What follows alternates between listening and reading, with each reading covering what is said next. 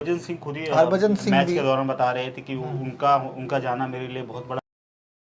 नमस्कार, एक और एपिसोड में आप लोग का बहुत बहुत स्वागत है। इस एपिसोड की शुरुआत एक दुखद खबर से हम करेंगे। हमारे बहुत ही लीजेंडरी क्रिकेटर श्री बिशन सिंह बेदी जी का देहांत आज हुआ, जिससे हम लोग बहुत ही आहत हैं। कुछ इतिहास उनके बारे में जानते हो और बताना चाहें धीरेन्द्र जी आप? देखिए, पहली बात तो नमस्कार। और मैं बिशन सिंह बेदी जैसे महान स्पिनर के जाने से बहुत दुखी हूँ। और मैं इसलिए दुखी हूँ क्योंकि उन्हीं की दिन थी रितेश जी, जो हमारे पास जो स्पिनर की जो तिकड़ी हुआ करती थी, चौकड़ी हुआ करती थी, और उसमें से वो लेफ्ट आर्म स्पिनर थे। और शायद वो इंडिया के पहले या दूसरे स्पिनर थे जो लेफ्ट हैंड से बॉलिंग किया करते थे, स्पिन किया करते थे। तो उनका जाना कहीं ना कहीं बहुत बड़ा दुख की घड़ी है ये। और हम सब मिलकर उनकी आत्मा की शांति के लिए प्रार्थना करते हैं। आत्मा की शांति की प्रार्थना और करते हैं। जो उन्होंने दिया इस देश को, इस देश के क्रिकेट को, हमारे भारत के क्रिकेट को, वो हमेशा याद रहेगा।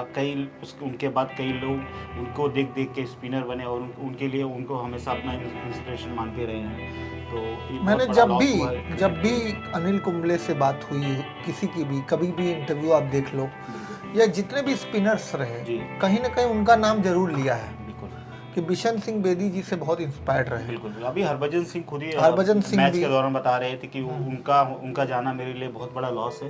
और उनका जो इम्पैक्ट था वो मेरे जीवन में बहुत ज़्यादा था। और शायद मैं बॉलर स्पिनर बना भी तो बिशन सिंह बेदी जी की वजह से बना। तो बड़े बड़े क्रिकेटर्स जो हैं आज उनको बहुत ज़्यादा मिस कर रहे हैं। और क्या हुआ, कुछ आवाज़ आया? नहीं कट। तो बड़े बड़े क्रिकेटर्स जो हैं उनको अपना इंस्पिरेशन मानते हैं, जो स्पिनर है या बैट्समैन है। और कहीं ना कहीं बहुत बड़ा कंट्रीब्यूशन है इंडियन क्रिकेट में बिशन सिंह बेदी जी का।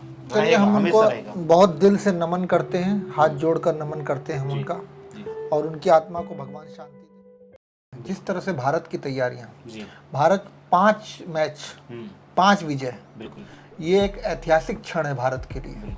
आप इस पर क्या कहना चाहेंगे? देखिए, ये तो मुझे ऐसा लग रहा है कि जिस तरह से तैयारियां चालू थी पिछले 1-2 सालों से, हम देख रहे थे हमारी टीम में लगातार बहुत सारे चेंजेस किए जा रहे थे। जैसे जो बिट्रायल वनडे होते हैं या फिर बायलैटरल वनडे होते हैं, या फिर बाकी जो भी सीरीज होती थी उसमें लगातार हम चेंजेस देख रहे थे कि कौन परफॉर्मेंस ज़्यादा अच्छा कर रहा है, कौन बॉलर अच्छा है, कौन किसकी फिटनेस ज़्यादा अच्छी है। तो उस हिसाब से ये हमारी जो बोर्ड है, हमारी क्रिकेट टीम है, ये पूरी तैयारी कर रहे थे। लगातार 2-3 सालों से हम देखते रहे।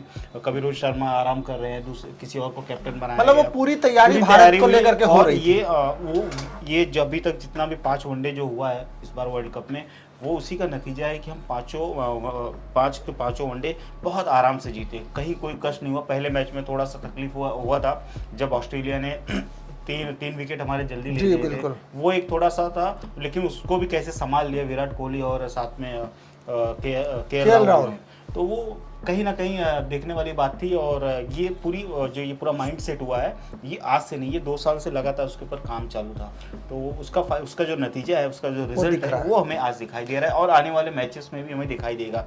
और अगर आप ध्यान से देखेंगे तो आज के टाइम पे हमारी टीम ऐसी है जिनको हराना बहुत मुश्किल है, बहुत ज़्यादा मुश्किल है। वो भी क्योंकि एक तो पहली बात ये प्लस पॉइंट है कि हम इंडियन पिच पे खेल रहे हैं, हमारे देश में खेल रहे हैं, वो सबसे बड़ा प्लस पॉइंट है। उसके बाद फिर जो बड़ी बड़ी टीमें हैं उनके लिए ये सबसे बड़ा प्रॉब्लम ये है उनके लिए कि वो अगर इंडिया को हराना चाह रहे हैं तो उनको 350-400 रन बनाने पड़ेंगे, या बैटिंग अगर पहले कर रहे हैं तो। और वो पॉसिबल नहीं हो पा रहा है, खासकर हमारे बॉलर की वजह से, जैसे कि बुमराह या फिर बाकी स्पिनर्स बॉलिंग कर रहे हैं। रोहित की जो टॉस जीत करके पहले फील्डिंग की स्ट्रेटेजी है, उस पर आपका क्या कमेंट है? देखिए, ये एक्चुअली प्लान पूरा, वही मैंने आपसे कहा ना कि ये सब पूरा प्लानिंग के हिसाब से चल रहा है। क्योंकि हम जो पिछले भी मैचेस जीते हैं, आप देखोगे, अगर ध्यान से देखोगे तो सब सेकेंड इनिंग बैटिंग करके ही जीते हैं। और वो बहुत ज़्यादा इजी हो जाता है क्योंकि दिमाग में ये ऑलरेडी माइंड में बैठा हुआ है कि चलो हमें 280 चेस करना है, 290 चेस करना है, या 200 चेस करना है, तो हमें किस तरह से स्टार्ट देना है। आपने एक चीज़ ध्यान दिया होगा कि जब भी रोहित और गिल बैटिंग के लिए उतरते हैं तो उनके जो शॉर्ट सिलेक्शन जो होते हैं, और वो चाहते हैं कि जो हमारा एवरेज है, स्ट्राइक रेट है, वो मेंटेन रहे, बॉल टू बॉल, कि आने वाले प्लेयर्स पे कहीं ये रोहित प्रेशर ना पड़े। कल जो मैच हुआ भारत वर्सेस न्यूजीलैंड में, उसमें रोहित ने जो 48 रन की बिल्कुल, पारी बिल्कुल। खेली, वो कहीं ना कहीं जीत की तरफ वो पारी भी बहुत महत्वपूर्ण देखिए, अभी रही। इसमें क्या होता है कि जैसे कि उनके जो मेन बॉलर थे न्यूजीलैंड के, चाहे हेनरी हेनरी हो या फिर बोल्ट हो या फिर फर्गूसन हो, फर्गूसन। वो जैसे ही बॉलिंग के लिए अटैक करना शुरू कर देते हैं। आपको अगर आप फास्ट बॉलर है, आपको कोई सामने से सिक्स मार दे, आते ही आपको सामने से सिक्स मार दे, तो आपका कहीं ना कहीं जो मनोबल कॉन्फिडेंस डाउन है हो वो जाता डाउन हो जाता है। वो सबसे बड़ी वजह होती है। फिर आप समझ में नहीं आता कि कहाँ बॉल डाले हम। एक बंदा अगर उसको पैर पे दे रहा है तो सिक्स मार रहा है, बाहर देंगे तो कट मारेगा, यही हो रहा था।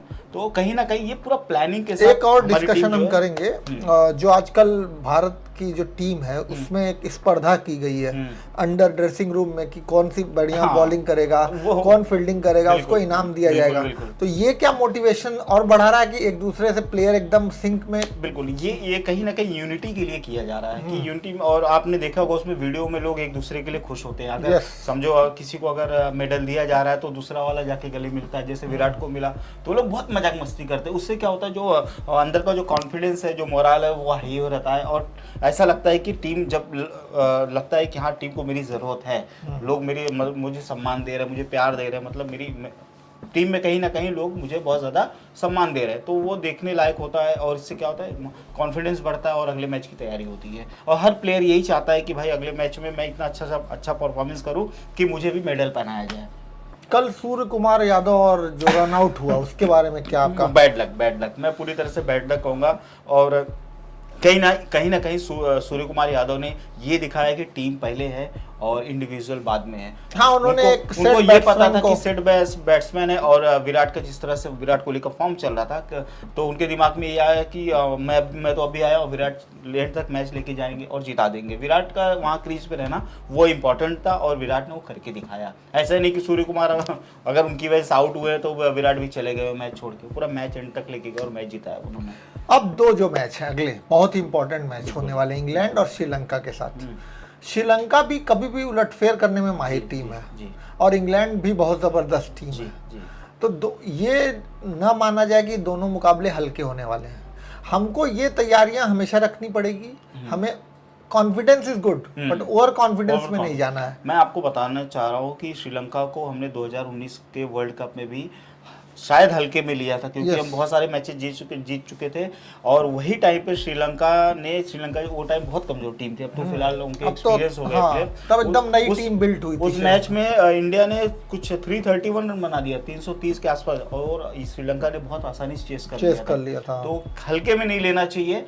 हाँ, ये है कि इस समय मुझे ऐसा नहीं बहुत लग ही रहा। अच्छी ट्रिविया आपको धीरेन जी तो बताते हैं। हाँ। धीरेन जी बहुत बहुत शुक्रिया आपका। इन जी, सब जी, जी। ऑडियंस आपसे बहुत इम्प्रेस है। जी, थैंक यू सो मच। तो मैच के बारे में हम लोग बात कर रहे थे, जी। बाकी तो हम लोग की बात होती ही रहती जी। है। तो मेरा ये कहने का मतलब है कि श्रीलंका को हल्के में नहीं लेना चाहिए, या इंग्लैंड किसी भी टीम को हल्के में नहीं लेना चाहिए, लेकिन उनके लिए बहुत डिफिकल्ट है इंडिया को हराना। और बहुत ज्यादा। इंग्लैंड और इंडिया वो तो बहुत टफ। इंग्लैंड जिस मानसिक प्रेशर में चल रही है, जैसे उससे उनके थोड़ा हालात कमजोर है। क्योंकि उम्मीद नहीं थी। मुझे लग रहा है इंग्लैंड से उम्मीद नहीं थी। इंग्लैंड टॉप 4 में भी नहीं पहुंच बहुत पाएगा। मुश्किल है, अब तो बहुत ज़्यादा मुश्किल है। और उनके जो सबसे बड़े मैचेस है इंडिया के साथ है, पाकिस्तान के साथ है, और बाकी जो टीम है वो जब अफगानिस्तान से हार गए तो कहीं ना कहीं उनका मोरल जो है डाउन हो गया है। तो मुझे नहीं लगता कि ये तो आप ये कहना चाहते हैं इंडिया अजय रूप में सेमीफाइनल में प्रवेश कर सकती है? इंडिया हाँ, बिना हारे, हो सकता है, बिना कोई भी मैच हारे। देखो सामने जो भी टीम, अभी 4 मैचेस बचे, जो भी 4 टीम अगर इंडिया को हराना चाह रही है तो उनको बहुत मेहनत करनी पड़ेगी। और जितना हमारे क्रिकेटर्स की सोच है उससे ऊपर जाके सोचना पड़ेगा और उस लेवल की परफॉर्मेंस करनी पड़ेगी, तब आप जाके हमारी टीम को हरा सकते हैं, भारत की टीम को। भारत की टीम जिस तरह से डोमिनेट कर रही है और जिस तरह से भारत में ऑर्गेनाइज हो रहा है ये पूरा वर्ल्ड कप, फाइनल अहमदाबाद में है, बिल्कुल। क्या लगा इस बार आपको कि किस तरह की तैयारियां भारत ने की थी? भारत की टीम को उसका भी फायदा मिल रहा है? ऑफ कोर्स मिल रहा है, वही तो मैं आपसे कह रहा हूँ। अभी जैसे कि वर्ल्ड कप के पहले स्टार्ट होने के पहले ऑस्ट्रेलिया ने इंडिया के साथ 3 वनडे मैचेस खेले, बहुत तैयारी के साथ 5 T20 मैचेस खेले, तो उससे कहीं ना कहीं बहुत सारे जो हमारे प्लेयर उनको चांसेस मिलते गए लगातार।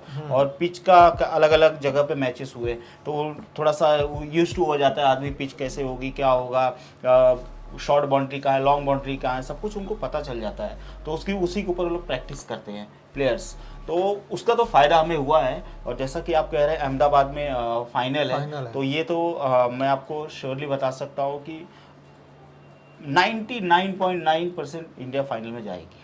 जिस तरह से उनका क्रिकेट चल रहा है, मुझे नहीं लग रहा कि कोई भी टीम उनको हरा सकती है। एक और मैच की याद दिलाना चाहता हूँ आपको, इंडिया इंग्लैंड के बीच में जो मैच हुआ था, याद होगा आपको, जिसमें इंग्लैंड हारा था, जिसमें गांगुली ने टी शर्ट घुमाई थी नेटवेस्ट ट्रॉफी तो कहीं ना कहीं वो हार चुभी है इंग्लैंड को और वो बदला लेने की तैयारी में आएंगे। नहीं, उसके बाद काफी मैचेस हुए लेकिन वो कहीं ना कहीं टीस में रहता है वो। हाँ, वो दादा थे ना, दादा और फ्लिंटॉफ का अलग ही चलता था। और दादा ने पहले नहीं किया था, मैं आपको बता दूं, उसके पहले फ्लिंटॉफ ने किया था मुंबई में, इंडिया में किया, वानखेड़े स्टेडियम में। पहले फ्लिंटॉफ ने ऐसा किया था, आउट करने के बाद इंडिया वो सीरीज हार गई थी कुछ 3-1 से 2-1 से, और फिर फ्लिंटॉफ ने पूरे मुंबई में अपना वो टी शर्ट निकाल के, उसके बाद हम गए इंग्लैंड में और दादा ने बदला ले लिया, जो कि जरूरी था। दादा ने कुछ गलत नहीं किया था। चलिए, ये वीडियो रहा, बहुत ही इंपॉर्टेंट वीडियो था ये, और इसमें पूरी इंफॉर्मेशन मिली कि भारत 5 मैच जीतने के बाद कैसे फाइनल की तैयारी और सेमीफाइनल की तैयारी में लगा हुआ है। और हम चाहेंगे कि हमारा भारत इसी तरह से जीतता रहे और विश्व कप हमारे पास हो आता रहे। आप चैनल के दर्शकों को कुछ कहना चाहेंगे? जी, बस यही कहना चाहूँगा कि जो हमारी टीम है उनके लिए हमेशा दुआ करिए, क्योंकि हम लगातार आगे बढ़ रहे हैं। और आने वाले समय में इतना तो मैं दिल से चाहता हूँ, दिल से कह रहा हूँ कि ये वर्ल्ड कप हमारा है। और चैनल को देखते रहिए, सब्सक्राइब करिए और लाइक करिए, कमेंट करिए, और कमेंट जरूर करिए, पॉजिटिव हो या निगेटिव, हम दोनों को एक्सेप्ट करेंगे। बहुत बहुत शुक्रिया, थैंक यू वेरी मच, नमस्कार।